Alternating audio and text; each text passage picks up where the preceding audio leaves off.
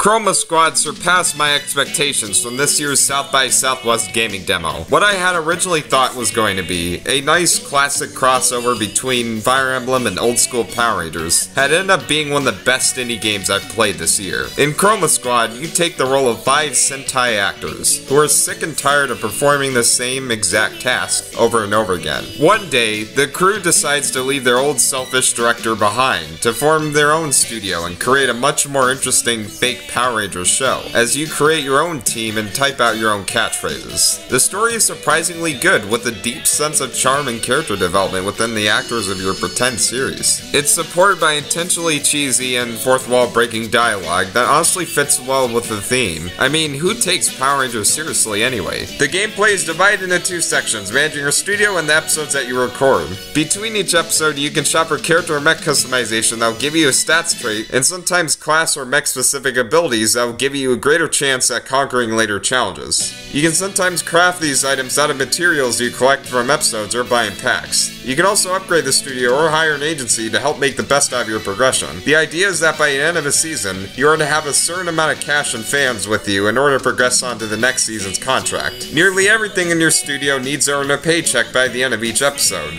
Although simplistic and not very difficult to conquer, the management aspect is a fun meta system at Chroma Squad, and it's always a pleasure to choose which skills that each class should bring with them on recording. Your primary objectives in the episodes are either beat up a bunch of bad guys or protect yourselves for a certain amount of turns. You do have these optional director's notes, which are challenges made specifically for the episode that you can complete for extra audience. The episode portion of the game mixes old school Fire Emblem with an emphasis on teamwork between each ranger. Episodes typically start you without an audience or suit, but advances you quickly towards transformation. Then, you are given a list of skills that each ranger could use based on their class, such as the lead carrying the entire team over to space, or the techie temporarily weakening the defenses of enemies. Teamwork is activated when at least one ranger is set on standby, while an adjacent ranger performs an attack that will then result in a teamwork move. The combat, while also very simple, is incredibly satisfying, and it's backed by a soundtrack that's worth buying on its own. Mech fights occur occasionally, and they too are simple and entertaining,